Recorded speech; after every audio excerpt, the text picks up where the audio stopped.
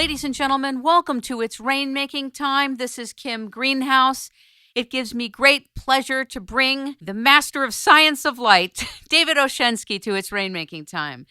David is founder of the Light Energy Company, which is about to experience its 25th anniversary. He is an expert on the science of light, on lighting itself, everything you ever want to know about light.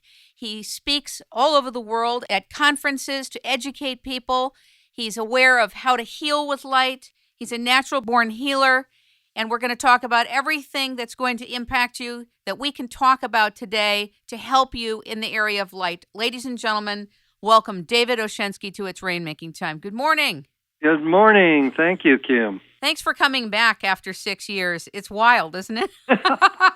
Well, and so many things have not changed in 6 years, and then there are a few new surprises. So the people who are tuning in now are going to get a little up-to-date current status of things like, what about your compact fluorescent lights? Let's talk about that. That's a big, heated topic. I know it has been with me. And I know that many of us are confused and are upset about Congress putting in laws to change the lighting that we use. Give us a sense of whether this is a good or a bad thing, or is it a mixed bulb? Like everything in life, it's a mixed bag. The law that you're referring to literally says that by the end of December 2012, which I think's an interesting date anyway, by the end of that year, lighting has to achieve a certain efficiency. The concept is we're decreasing the use of electricity, and therefore, by that date, we have to achieve certain low-power limits. And one of the things in the world today that is very low-power consuming is a compact fluorescent bulb. And one of the things that are the highest consuming are incandescent bulbs and, halogen bulbs. And these are really high consuming power. So really what they're telling you to do is manufacturers find a way to make low power. Now, the brunt of that is falling on the compact fluorescents. And so that's why the push, everybody thinks there's a push, you have to have these, and pretty soon you're not going to be able to buy an incandescent. So the game is, what is the real story about compact fluorescents? Because the latest thing that's popping up around is, wow, toxic, mercury, you got to handle these with kid gloves. If one drops, you have to rush to your hazmat and get it cleaned up. Well, there, I think, is the myth part of it. There is mercury in compact fluorescents, but it is a minimal amount of mercury. It's required in it to make the phosphors ignite in a fluorescent bulb. You need to have that. But it is such a low amount that if bulbs were to break in front of me right now, a tub full of them, I would not be concerned about the mercury coming out of it. That's good to hear, David.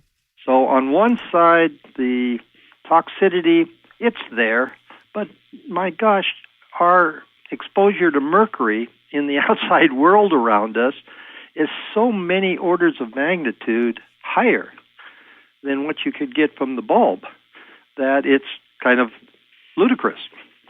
So basically, that should not be a reason to not buy compact fluorescents. So that's I think that's the take on it at this point. From my point of view, is until they come up with something like the bulbs made out of light-emitting diodes, little LED lights that instead of that last 80 years on your light bulb.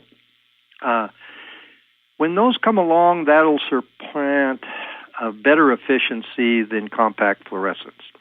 And I think it's going to happen. You know, it's Today, it costs you $70 to buy an LED light bulb, which is simply a bulb made out of many, many LED lights in it, little small LED lights. It's so expensive, but that'll eventually come down, and then pretty soon people will have the alternative of buying LED lights. And the compact fluorescents will start diminishing at that point. And the problem I see with the diminishing of compact fluorescents and fluorescents in general, if you project down ahead to the LED lights coming in, is that we will lose an ability to create the equivalent of sunlight indoors. Talk about that. Explain that to the public. What do you mean by that? Okay. We get sunlight, and sunlight is essential to life on this planet. And people who don't get sunlight essentially have seasonal depression. They have all sorts of lowered immune systems. There's a lot of things that happen when you don't get sunlight.